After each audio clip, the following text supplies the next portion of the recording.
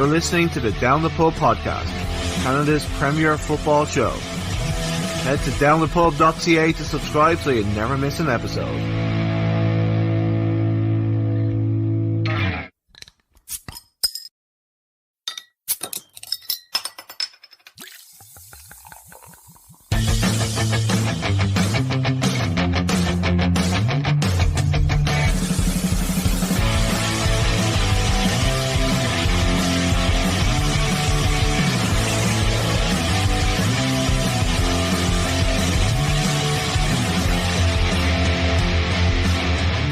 You're listening to the Down the Pub podcast, Canada's premier football show. Head to downthepub.ca to subscribe so you never miss an episode.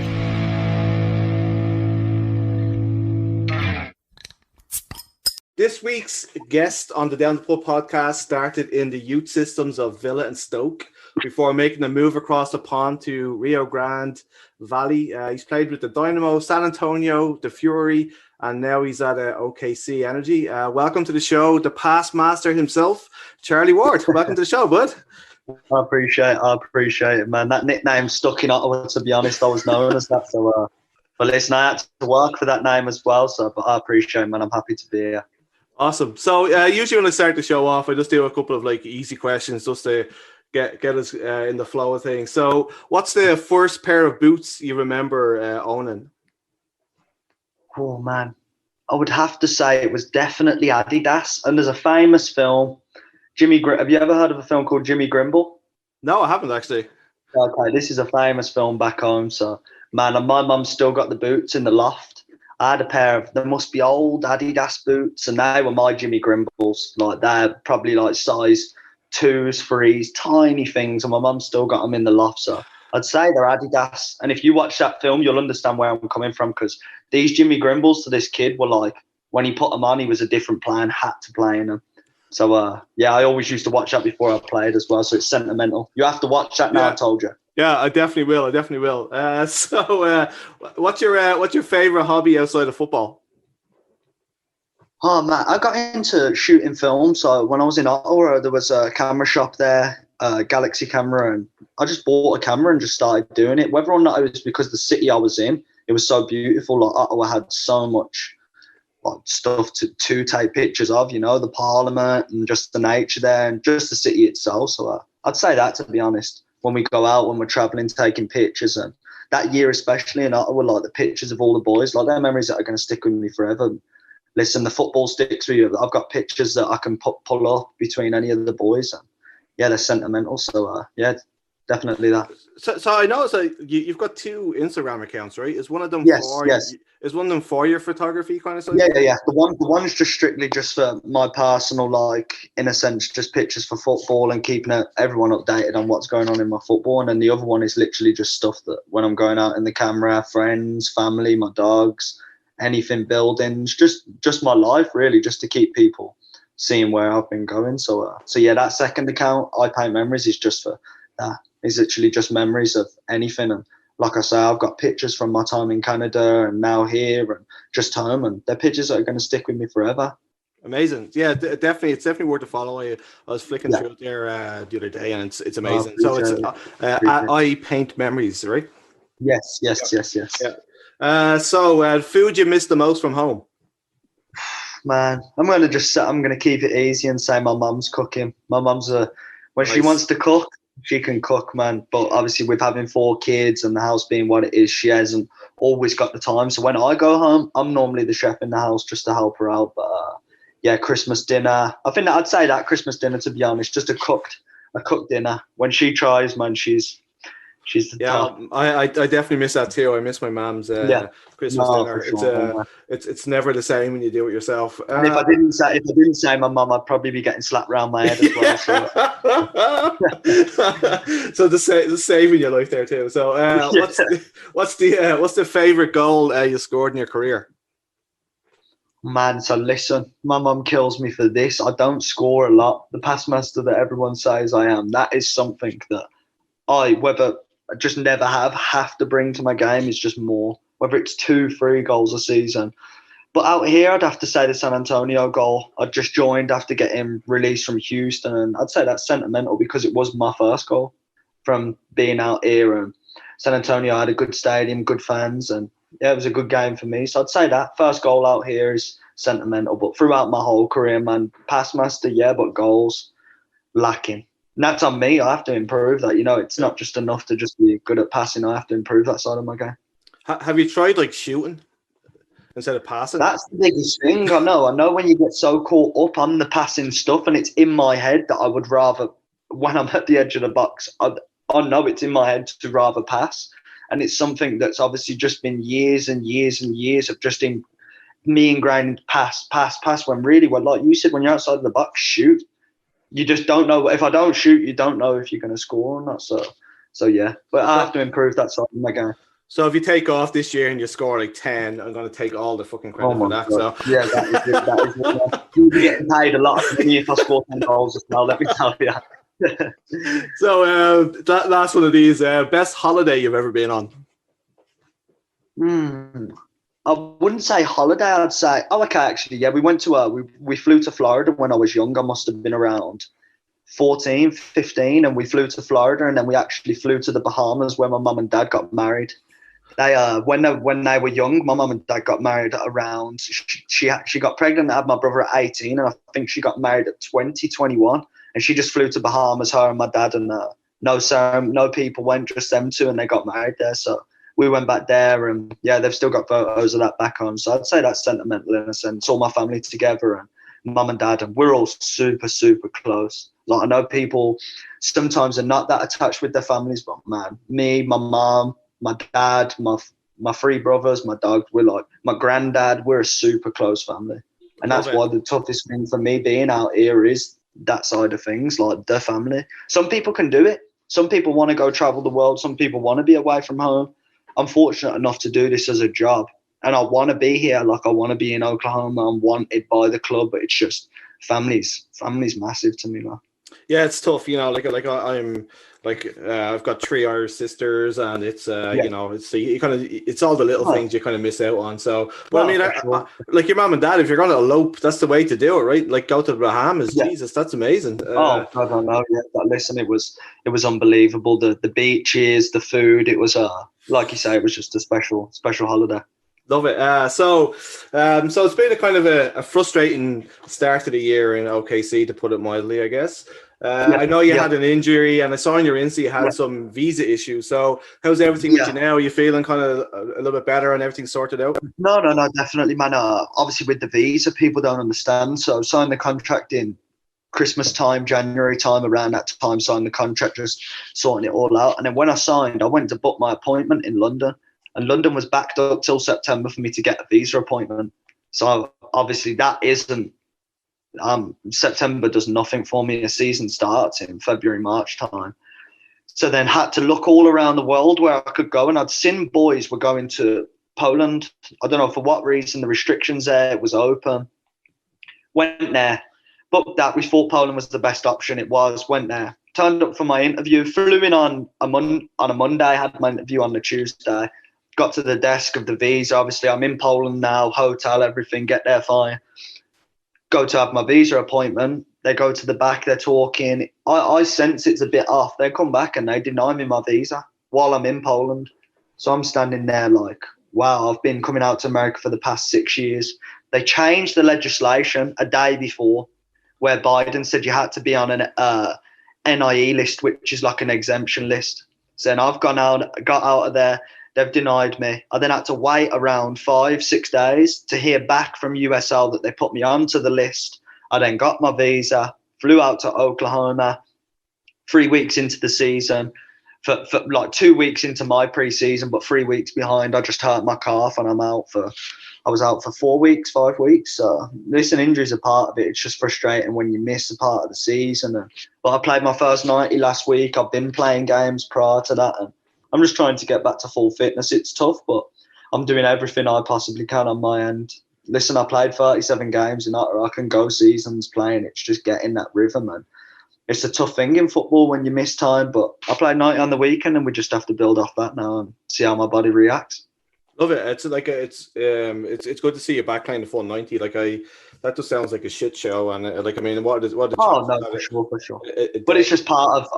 I have to get on with it. You know, it's all right. When it was happening, like, listen, I'm out here now. I'm healthy. Just got to, hopefully, God willing, it stays that way. And yeah, hopefully kick on with the team. Because since I've been here, the transition from Ottawa to Oklahoma, like, man, I was in a winning team. We were winning near enough every game at home. We were going away, winning, and here we just hasn't happened with the team. I don't know what you put that down to. It's just it's been frustrating for me because, man, I've been at teams where they've won, and it just seems to be losing here. I don't want to, and don't like that feeling of losing because, man, when you're in a winning team, everything's better.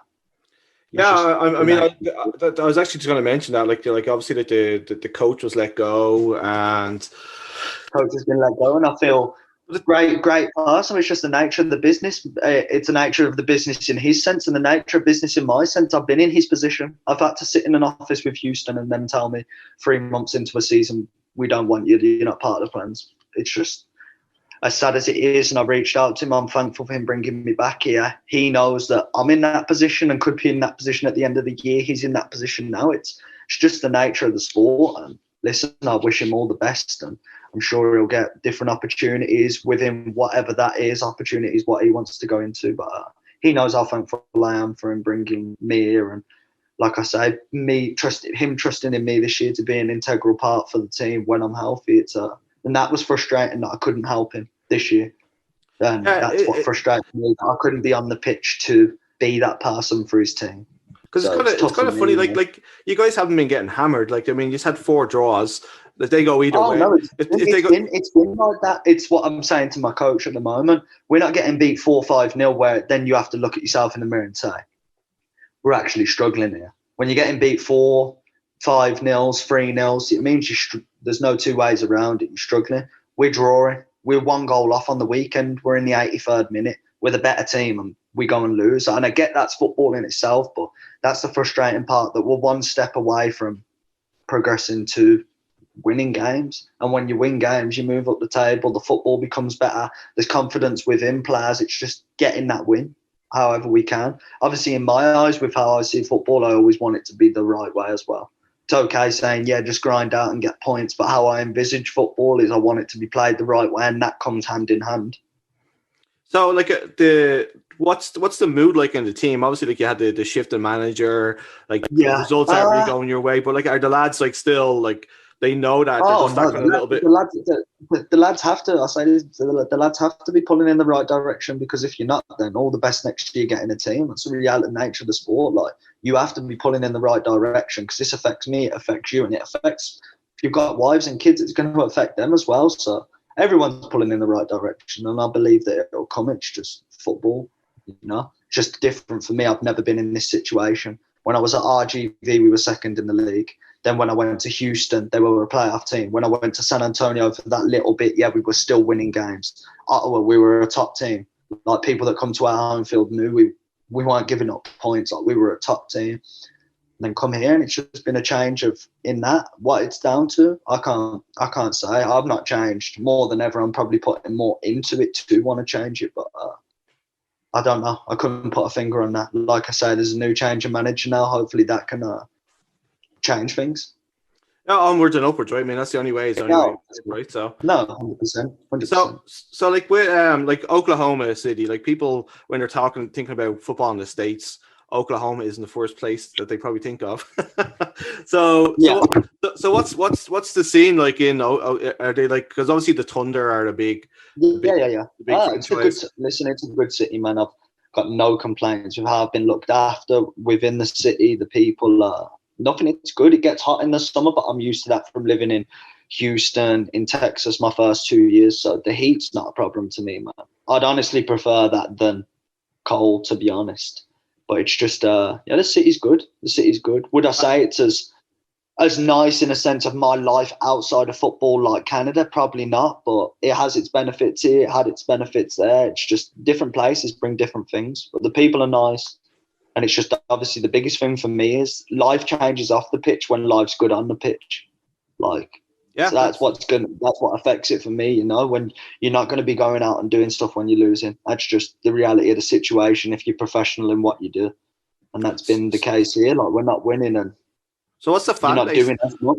What's the fan base like? Is there a big football community in the city? Uh, the fan base is good. The fans come out to the games all the time, and for me, I understand it. Then people are coming out and spending their own money. Like, I don't think people always grasp that as players. We just turn up and you just think it's your job. People are coming out, if they're bringing their kids, they're spending $50, $60 if they're getting food. Man, more players need to understand that it's not just a free, it's not just a given us being football. We got to appreciate people coming out. And it's always been like that with me, with fans. I'm not going to be the most outspoken and whatever. I try and do the talking on the pitch.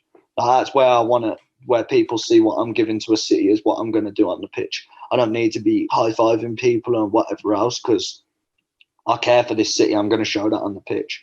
Like, I'm going to give my all on the pitch, and that's what matters for us to get the win. And then in turn, they're going to be happy. I'm happy. The club's happy. So that's what's got to change here. Have to win. Yeah, like I mean, like that's a great attitude, and it's a great way to look at it. Like we're all fans, and like when players kind of appreciate the fact that, you know, like we're putting our hands in our pockets to go. Oh, sure, for sure. And even we're in that to send to us as players when we get free tickets, and you know of people, it's like, just reach out. You just reach out to me, and I'll give them. It's nothing for me. When we're getting them free, like, it's nothing for me. I'd want you to come to the game. I want you spending your own money. You've got other things. When you've got kids, you've got bills. And I get that probably just from being home and seeing my mum and dad, what they do for us. It just gives me perspective on everything. When you've got something, you don't just land there. Everything costs. I love that. I love that. So, like, you just taking it back a little bit, like, obviously you're a part of, as we mentioned, Villa and Stokes youth system. So, like, you were obviously called into the office. I think it was the day Thomas Sorensen was probably that guy, I think, by Stoke as well.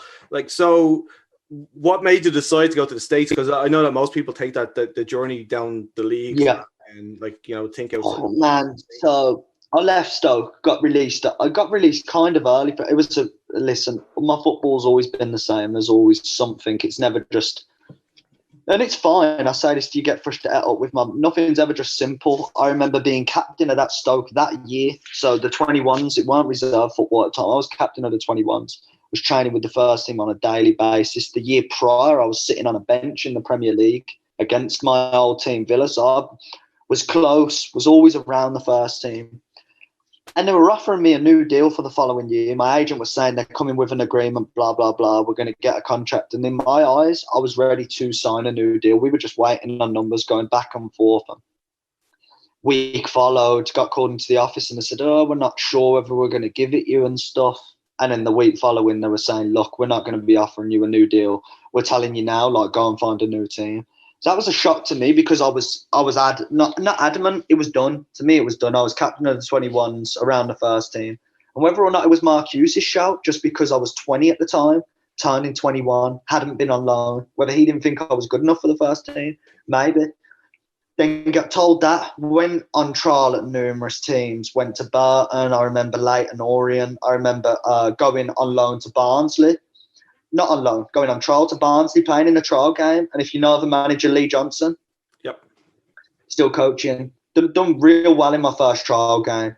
Spoke to Lee Johnson, he was like, look, we really like you. We wanted to take you on loan when you was at Stoke, but they shut it down, they wanted to keep you there. I was like, man, I've never heard such thing. Like, it's never going to get to me because they're contacting the club. Whatever else. He was like, look, the owners are coming to the following game. Play, and we'll get the deal sorted. We want you here. Played in the game. Owners and stuff mustn't have been impressed with what they were seeing, whether it was the coach wasn't impressed, and that deal just didn't pan out. Thinking that deal was another done deal when I was speaking to Lee Johnson in his office, thinking for sure. So, that didn't happen. Went on trial at numerous teams, and all the same thing. And it was just a case of not getting. Then the summer shut down, and you were waiting to go in that pre-season. And when pre-season started up, nothing was coming around opportunities-wise to go into teams. Whether or not, because like there's a lot of players coming out of teams, filtering in from Chelsea's there, taking my spots to go on trial. Just didn't happen. Went on holiday to Orlando in that summer still. So we're in that summer, the pre-season started, went on holiday to Orlando and went training with Orlando. my agent knew the manager out there, Adrian Heath, at the time. And then I was going to sign there in their B team because Orlando had always been a place when on vacation. I weren't getting nothing back home. So I was like to my parents, maybe America is the right choice for me to go on there. Maybe, nothing's happening back here. I need a job. Football has been my life forever. I was leaving school at 15, 2-3 times. Like, this is my life. Was waiting on the Orlando contract. Didn't happen again for whatever reason with football general managers. That's the third time it didn't happen. Then I get sent to Houston because my agent looks after Owen Coyle at the time from back home. They also know. Went on trial there. They said, look, we don't see you as an MLS player just because of the international spots, but we've got a second team opening up RGB. We want to send you down there, develop, and then ultimately you do well down there, you will come up to the first team. And then the contract come through around the November time. We were discussing numbers, and then by that time from the summer going on Orlando, coming home thinking it's happening 2 months ago, Houston, it was November by that point. People were in a season. That's when I made the jump to go to America in January, and that's what. Do I regret it? Man, I don't regret it because I've played over 100 games here now in America. I can't say I regret it, but do I regret knowing what the player I was, playing for my Aston Villa's youth team, playing for my national team at 16s, playing for Stokes 21s, being around? Should I have gone the leagues? Man, who knows? If I'd have went the leagues, I might have spent a year there and never played football again. And I wouldn't be talking to you today because I've been hit. Who knows? I can't say I regret something. But do I wish that it would have panned out back home? For sure. Because I see players all the time doing stuff back home, players that I've played with, and it's just, does it sting? No, I don't look at it like that. Never been a jealous person. Like, I'm happy for the next person. Listen, it's never been, and maybe that's what's not got me on. Like, I don't look at someone and think, man, he's earning 50 grand a week and I'm out here and I'm earning this and it's nothing compared to that. I earn that in a year. Listen, that's their life. This is my life. I can't compare to it. You know, they've not gone through the experiences I've gone through.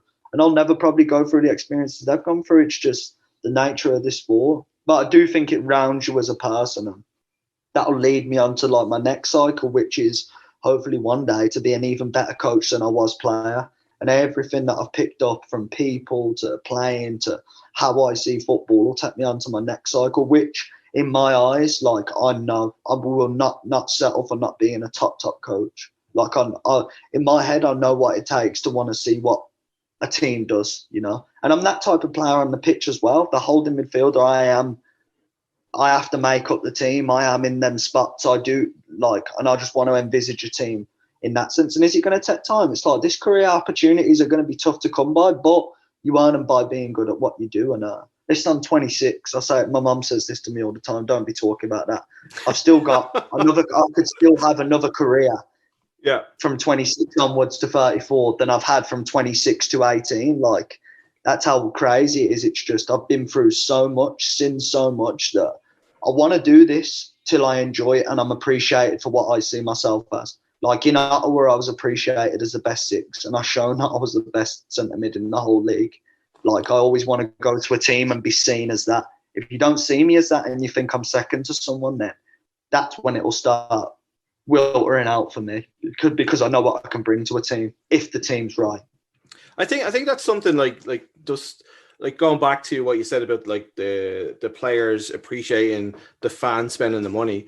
But like, I think as well, supporters like don't always appreciate how cutthroat football is. Like just listen to your story there. Like, I mean, like you're like, it's your job, and you need to pay your bills. As you said, if you've got kids, you kind of man, listen, I was a 20-year-old because it was the 21st, but I was a 20-year-old sitting in bed, and my dad was the realization of my dad saying, you might have to come and work with me. Like, this was a whole summer and whole period from the summer to that December, not December, the October time of just the unknown of waking up at 6 a.m, going to the gym, being at Stoke, driving a BMW, being around Premier League players, having everything catered to you, to your dad saying you might have to work with you. And that's more so why I think I made the jump to America, of the risk of, I can't risk, like, I could risk it and it could pay off and I could go on, play league games, and I could be a championship player now.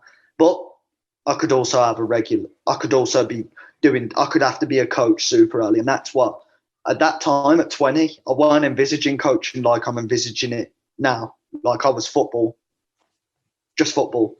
So it's great. Football is tough, man. It's tough. Yeah, The right people have to like you, the right opportunities have to come. Not everyone sees the game how I see the game. Teams, managers, and managers not probably going to want me in their team because I don't want a 5'9" person that wants to come deep for the ball all the time, and they don't see football like how I want to see football, and that's why looking for teams is also tough.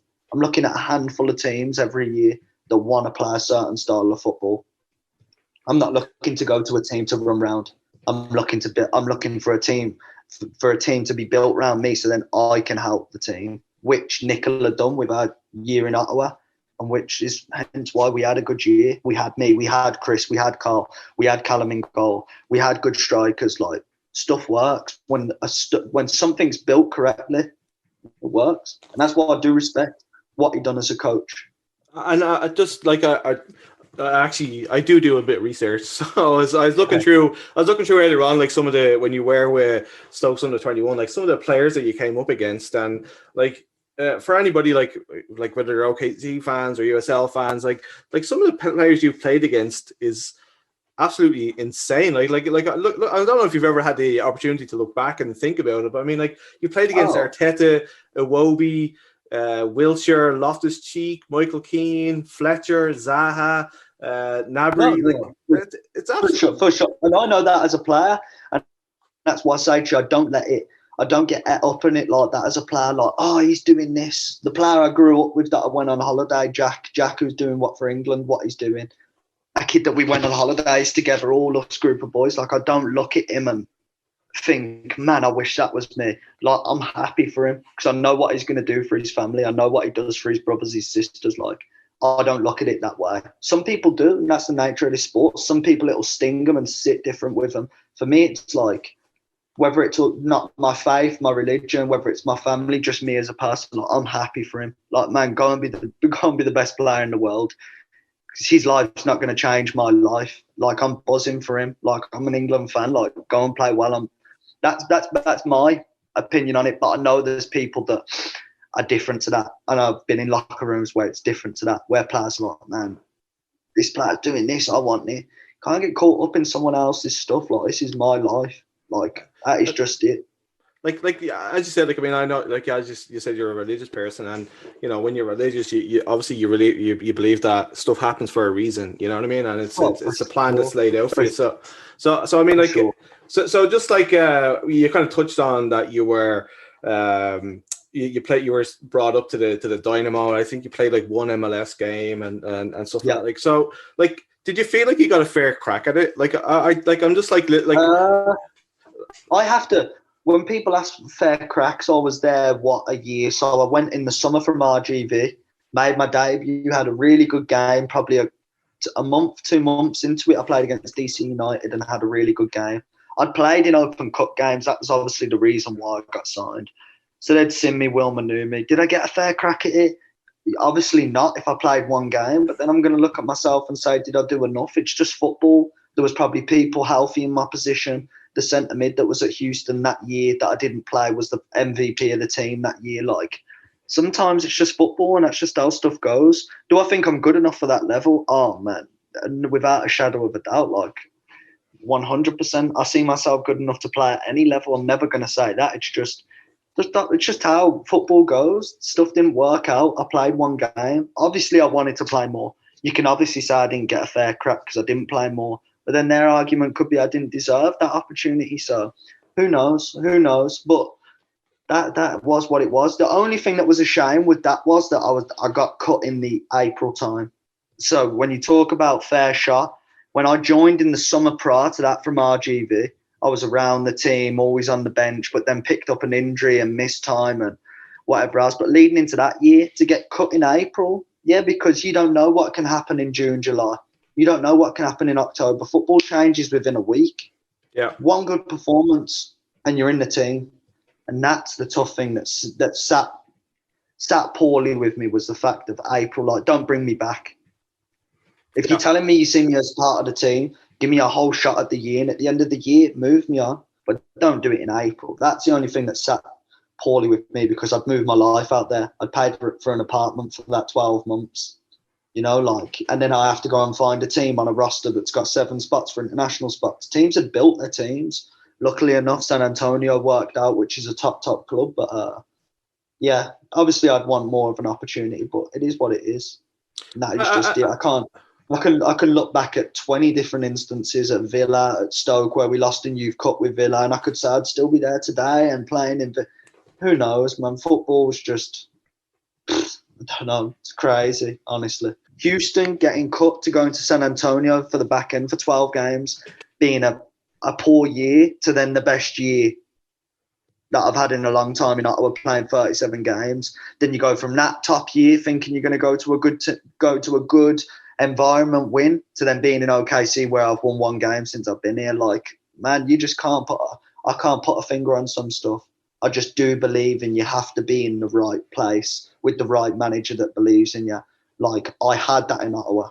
I had a manager that seen me as the player that I see myself as, and that's why it works. That's why it did work. Yeah, did we have good players? Yeah, we had Carl, the best right back in the league. Did I have someone next to me and Chris who balanced me off? He'd do all the stuff that I can't do. He can't do what I do. Like, that's balance in football. So, yeah. So like you kind of mentioned that you played in Ottawa and stuff like that. So I'm based in Halifax in Nova Scotia, and there is a bit of a connection there because you played in Halifax for Ottawa in the Canadian Championship. There was 2 very close games. So for the fans here in Halifax, what did you think of the atmosphere when you were here? I think there was like 6,000 people at the ground. And no, it was good. Honestly, it was great, man. That's not to just blow smoke your way with the people and where you're from. It was for me, when I get on a pitch though, like, that doesn't even touch. I'm not even thinking about that, if you know what I mean. Yeah. I'm just thinking about, how do I feel in my body? Am I playing well? Like, when the fans there, you can feel it. But man, like you said, I've been in reserve games at Arsenal. I've been on Premier League benches where it just becomes, if you think a lot of yourself, that doesn't come into it, if you know what I mean. Yeah. But still, man, you could hear them, and it was a good environment. It was a good competition. It was 2 good games, good games for both teams. You come back into it when we played at your place, and then you scored at our place, and we go and win. Like, it was a good game. It's an exciting game. Yeah, and the other connection as well is that Kodai plays with you there in OKC. So for the fans here in Halifax, because he was a fan favorite, like he's a great little player. So how's he getting on? How's he doing? He's good. He's a good player. I knew him from when we played. He played in that 10 role off the wing. He's a good player. But man, there's a lot of good players in anywhere you go in this league, in MLS, CPL. Like, there's good players everywhere. But he's a good player. Nice kid as well, like you say. He's got his heart's in the right place. So when you were in Ottawa, it was an odd season for the Fury because, as you said, like, you were doing really well, but there was constant talk about the club folding because of the USL, CPL scenario that the Canadian soccer people didn't want it to happen. So you talked about how this is your livelihood. So how was that affecting the players themselves? And, like, how did you all get through it, like, knowing that there was this kind of sword of Damocles, like, hanging over your heads? Honestly, as boys, I can honestly say, without, like, us boys were not talking about it, because when we went into the meetings at the end of the year, boys were sorting their contracts for the following year. Like, up until that point, Jeremy, Chris, people were sorting their contracts for the following year. So I could honestly say that it wasn't something we were thinking about. We were honestly thinking about getting to playoffs. That was the one thing we were like, when I come into the club, was what Julian and Nicola told me, like, this club wants playoffs. Yeah, you want to go and win the league, but listen, the season's a long season. When you get into playoffs, anything happens.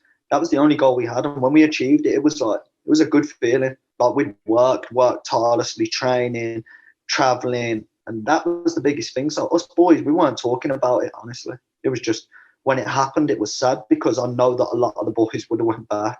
Oh man, everything was just right. I don't know, everything was just right. Like, players, I still speak to Callum, Chris, and Carl every day. We've got a group chat. Like, I don't know, you just build relationships in good teams, and that obviously filters onto the pitch. And yeah, they're people that I'd say are like lifelong friends, where you're just going to text them where it's as easy as that football connected. So it's just sad that it was only 1 year. You could imagine 2-3 years together, whether whatever coach was coming in and what was changing, but would have been good, honestly. And that's the sad thing. That's the sad thing, that we only got 1 year at it. And how did you as you mentioned there, you like to take photos, and you were taking pictures of Parliament Hill and stuff like that. But how did you find living in the nation's capital here, in Canada? Did you? It's the one place I could say that I'd live outside of home. Honestly, Canada in general. Sorry, there's a tattoo artist that lives in Toronto, and I went, and Aidan and Chris lived there. My two, obviously, one's a roommate now, Aidan from Ottawa and Toronto, and Chris is obviously from there. But man, Canada's unbelievable. I feel like it's a lot like back home. People are real nice. The way of life's similar to what it is back home. It was just a good setup, especially there. The stadium, being in that area, the weather in the summer, everyone was out because of how cold the winter is. It was just good, man. Yeah, it's a great place to live. I moved here 10 years ago, and I've loved. I say to anyone that asks, I could live there. Yeah, sure. It's amazing. It's an amazing place, and the people are fantastic, and they're really welcoming. Yeah. The thing is, with the season coming ahead, just kind of switch back to the now. What do you are you the type of guy who sets goals for yourself, for the season, man, yeah, I don't. Every day is a different challenge to me. I don't know what's around the corner. Yeah, I have my faith in the sense of God's under control of everything, but I just don't know what's going to happen. I see a teammate who I played with last year hurt his cheekbone, comes back from that, hurts his ACL. Now he's talking about he might have to retire because it's cost. Man, I just don't know. It's easy to set goals when you're Ronaldo and stuff, because you're already at that level. At this, you're in the unknown all the time. You just don't know. I could be moved on by this team to filter out an international spot, and it's just the unknown. Houston was a prime example, moving my life there, everything, thinking you got a year, and come April you're gone. I just don't know. Do I set goals? No. All I watch is game by game. I want to be the best player that I can be. And looking at the last game, I clipped the game with my little brother. I look at it it's just, I want more. I know what I can do and need to do more. And that's all I ever think of. And it was the same in Ottawa.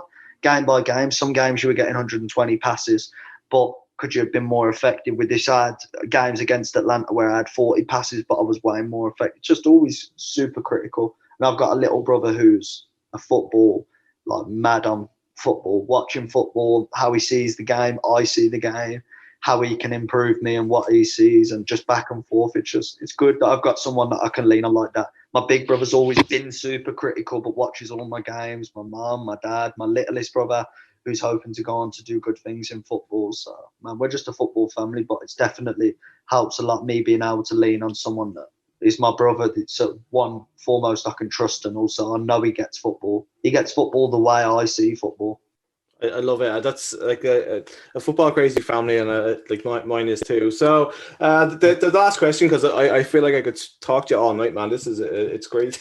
Great. You can see the passion that you have for the game. It's incredible. So one of the questions I ask everybody towards the end then is, if you're going to play in a 5-a-side tournament, from the players you've played with, who makes your team?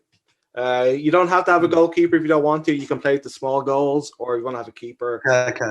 So hang on, let me have a think about this. So I'm gonna put a goalie in. I'm gonna put a goalie because it's 5-a-side.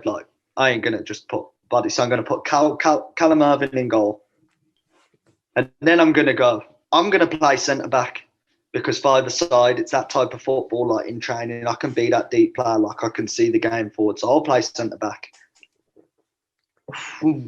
1, 2. I'm gonna go Aidan Daniels. 5-a-side, I think it's going to suit his style of dribbling and that type of football. So that's 3 players. I'm going to go, I need a little bit of legs in midfield, a little bit of that tenaciousness. So I'm going to put Chris Manella in there. Nice. That's 1, 2, 3, 4. And you know what? I'm just going to stick Carl in there. Carl can play. Wow. Carl can float around and do what he needs to do, man. I love it. I'm also saying that from a perspective, they're my boys as well, I love it. If you asked me to put a team together of who I played with, I could say Stephen Ireland, Arnautovic, Jack Grealish.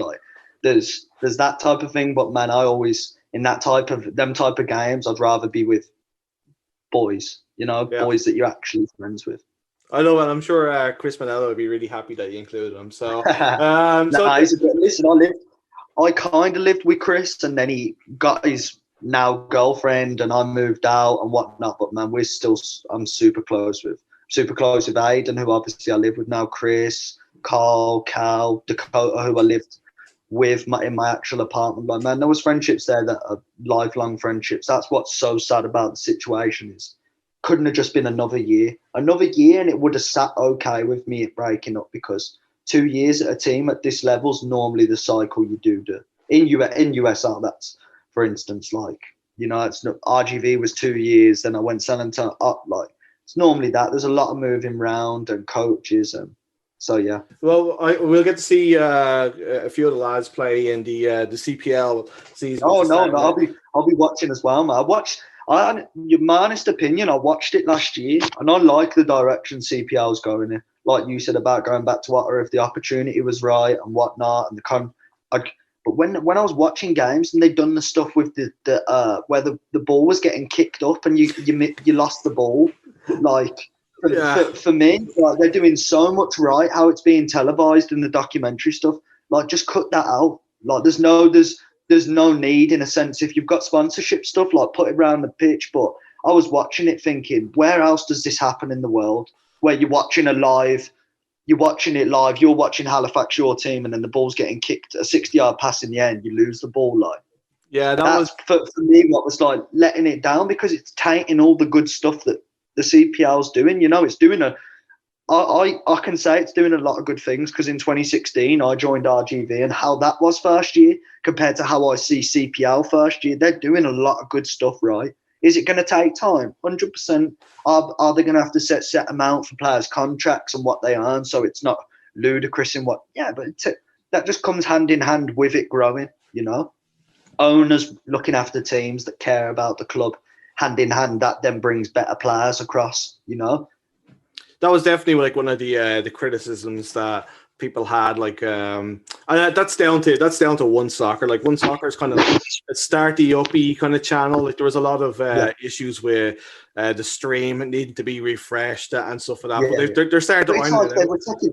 You were watching that as a game, but then they were going to the live studio, and it was super professional. It was like it was weird, right? It didn't make sense in what they're doing. For someone that cares about football and watches football and wants to see the best football, you just don't want to see it, because then someone's going to put it on and think, oh, what is this league, blah blah. How players are. It doesn't need to be like that, because I know that it's going in the right direction and we'll only get better and better. It's just going to take time.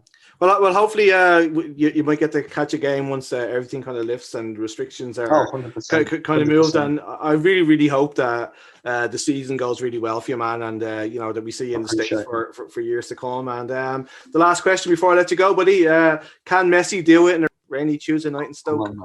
That to me is ludicrous. The other shout in football terms is, listen, what Ronaldo's doing and has done can't just get chucked under. Like, it's unbelievable. Like, we're watching two aliens of football. Yeah, it's like, even Mbappe, who we've got now, and Haaland, they won't even touch the surface of what these two play. So to me, they won't even touch the surface. So can Messi do it on a rainy day? 100%. When you've got a brain the way he's got a brain, like, and you've got a ball, is he going to go and win a header against Shawcross in a windy stadium? Obviously, no chance. But in a sense of football, like, he's the best player I've ever seen, will ever see. He's the best passer I've ever seen. He takes free kicks like they're penalties. Like, I'm in a stage of, not a stage of my life. I'm in a life where I'm watching the best player that might ever play football, ever. From my kids, who knows what can I don't. But he's supernatural, man. The stuff he does with a ball, he's passing, how he sees the game is just. Oh, it's incredible, and I think that's. And Ronaldo's ridiculous, but Ronaldo's more of a player, if you like Haaland. It's something you want to grab at because of the way he's looked after his body, because of the way he's played football. Like, it's something you want to aspire to be. Like, for me, I'm not even touching the surface of what he is as a professional, but you try and get to it. It's something that's you wouldn't like to say attainable, but it's something you aim for. How he probably looks after his body, what he does after in the gym, like it's all stuff that he does as a top player. Hence why he's 36 and doing what he's still doing. But unfortunately, like me as a person, you have to understand you are never, ever getting to a level that Messi's at. And professional footballers who are like Steven Gerrard's, Wayne Rooney's, even they're probably they would have said that, and they're the top players. They will never do what that man's done. He's he's